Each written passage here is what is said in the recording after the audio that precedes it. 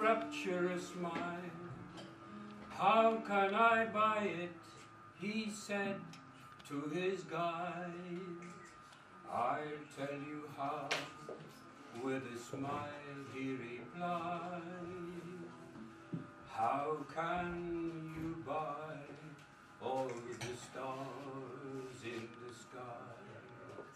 How can you buy two blue Irish eyes when you can purchase a fond mother's child? Then you can buy Killarney. Nature bestowed all her gifts with a smile. The emerald, the shamrock, the blarney.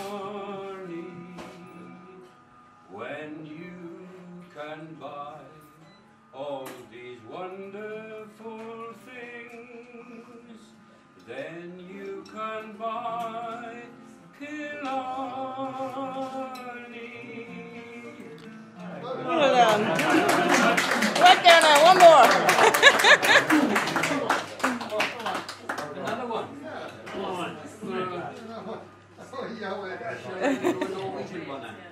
I'll sing a Norwegian one. A Norwegian one. I don't use. We won't be able to join in. we won't. Guarantee we won't know that. I can't do it in English. Jeg tenkte oss sitt som I bryllupsdag, tra-di-da-di-dam-dam-dei. Om det ska bli en nyårsdag, tra-di-da-di-dam-dam-dei. Tra-da-di-da-di-dam, tra-da-di-da-di-dam, tra-di-da-di-da-di-da-di-da-di-dam. Tra-da-di-da-di-dam, tra-da-di-da-di-dam, tra-di-da-di-dam-dam. Och vad ska jag si om prästen spör? Tra-di-da-di-dam-dam-dai. Om jag haft nå käreste för? Da-di-da-di-dam-dam-dai.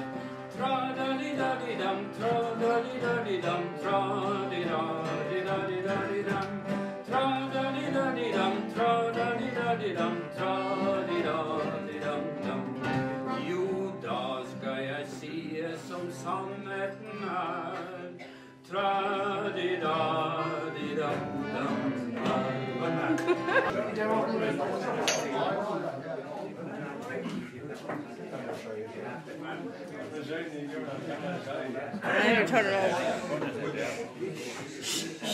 This is a true story. It's all true. Jim Murphy was telling me this story about a couple of weeks ago. Some of the lads heard it before, though, but sure, you have to hear it before, you have to hear it again.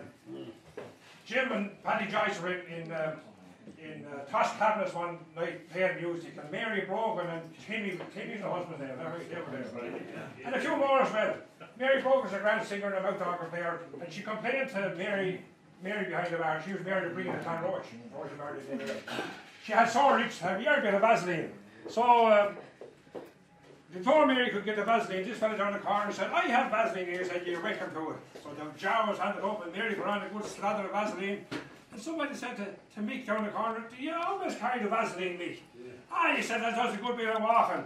When the cheeks of my arse get sore, the Vaseline is a great lad.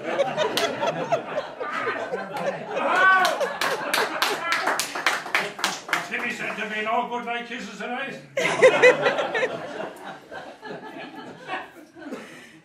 This is a story in Versus recitation. It's called A Holiday in the Sun, and it's about a farmer, and he's 70 odd years of age, a bit like myself.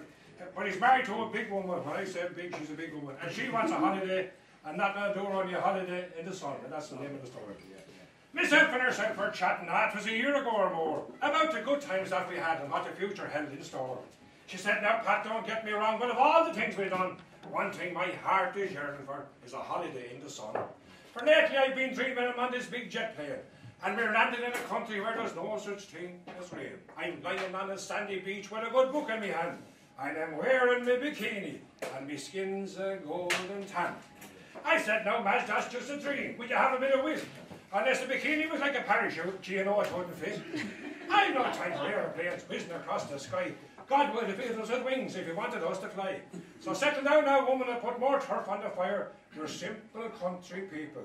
We've all that we desire. Well, with that she started barging about how good she was to me and the way she slaved around the place, and of course, I had to agree. She left me feeling guilty. By God, she talked me round. So next morning, bright and early, me and her, we hit the town. Straight to the travel agent's Madge did promptly go. I had given my commitment, I couldn't tell her no. And in less than 20 minutes, with a twinkle in her eye, she shouts, "We're for Majorca, the first week in July." She was all excited, you see, I cannot wait. I now will have to get some sun oil to protect us from the heat. Well, I followed her around the town till my 2 feet were sore. The sun oil we bought in gallons to take it all to cover her. Now the weeks went by so quickly, the time was drawing near. 2 days before we were due to fly, I got diarrhea. Matt sent me for a bottle to the chemist shop, and in the end it thickened, and then, thank God, it stopped. Sure, I was feeling rightly till me 2 feet hit the pane, and the toilet seat was where I sat till we touched down in Spain. Now I could hear the pilot wishing all a pleasant flight, and me in me gloomy surroundings, trying hard not to, well, I wasn't feeling right. Boy, the heat was horrid on that foreign soil, and my backside was like a kettle that was coming to the boil.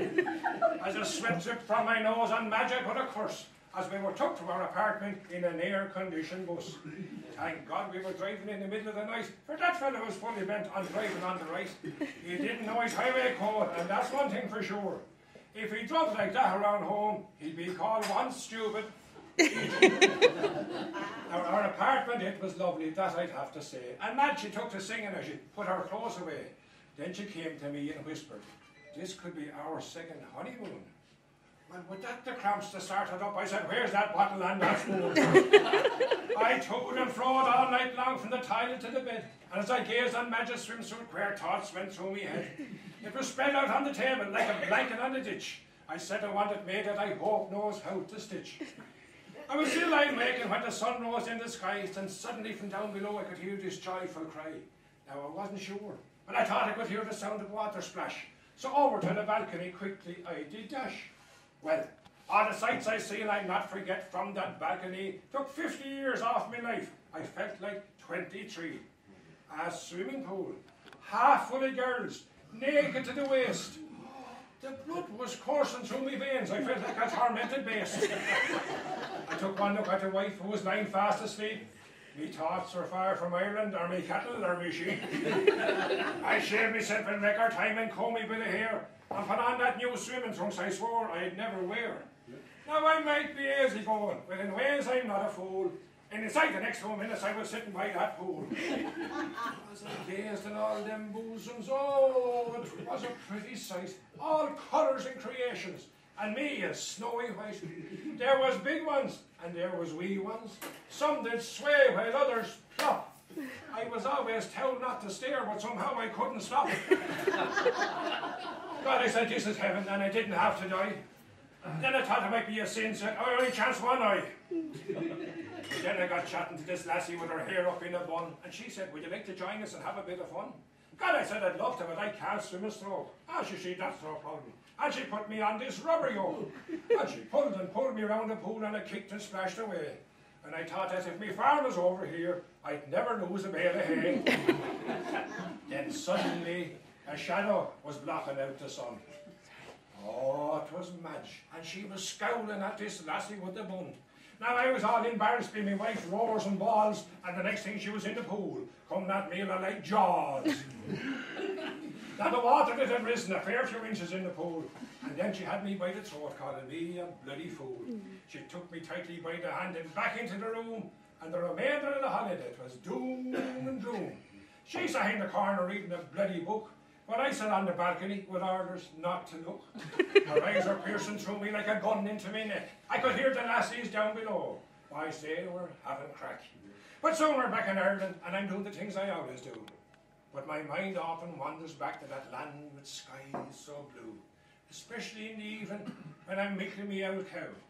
I be thinking of them bosoms and wondering what they're doing now. I dare not mention holidays in case I might get throttled. Madge just got herself a golden brown from this stuff bought in A bottle.